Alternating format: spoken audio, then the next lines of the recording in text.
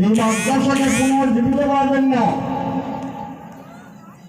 পাগড়ি আছে, পাঞ্জাবি আছে, লম্বা নামাজ পড়ে না, এই মাদ্রাসার অবস্থা হয়েছে, এই মাদ্রাসার অবস্থা হয়েছে। এই জন্য এই মাদ্রাসাকে জিন্দা করা, যে সমস্ত বুজুর্গ এই মাদ্রাসার খুঁটি কেটে দিচ্ছে, ওনাদের কি আশা ছিল যে আমরা মারা যাব, এই মাদ্রাসাগুলো চলবে, সব পাবো, আল্লাহ আজাদ থেকে আমরা বাঁচে থাকবো। আমরা পাবলিক 1 টাকা 2 টাকা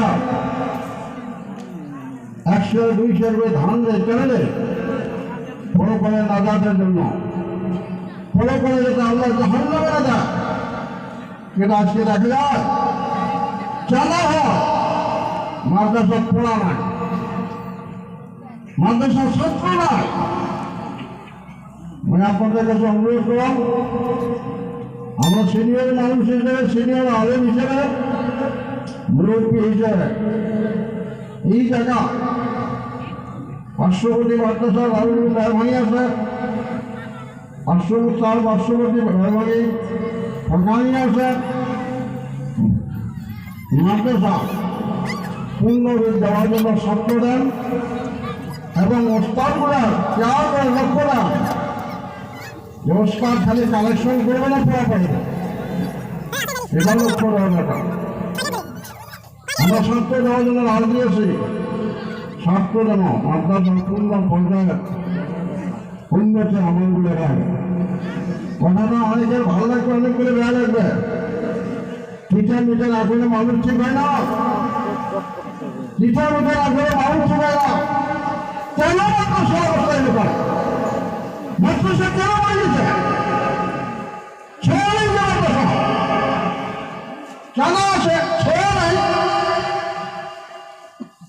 আসার কথা এটা পাবলিকে কর, মূল শিক্ষক বলব, মূল কমিটি বলব, 10 টাকা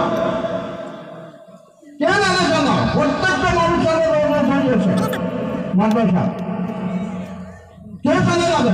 মেয়ে মানুষের চালাবে, পর্দার আওয়াজ সেই চালাবে। এই জন্য অনুরোধ, এই মাদ্রাসা যাতে পূর্ণ রূপ পায়, মাদ্রাসা যাতে ছাত্র ভর্তি হয়, লেখাপড়া সুন্দর হয়, কমিটি লেভেলে, প্রস্তাব লেভেলে, অন্তত এই গানের প্রত্যেকটা মুরব্বী জোয়ান সকলের কাছে একদম সবিনয় অনুরোধ, মাদ্রাসা দিকে লক্ষ্য দেন, মাদ্রাসা থেকে আপনার চিন্তা করেন। বাবা তোমার আছে বড় বাবা, আমাদের সুগন্ধের স্যার আছে, ভাস্কর দিওয়াল স্যার 10 মিনিটের জন্য কয়েকটা কথা বলে তারপর আনসারটা করা হবে।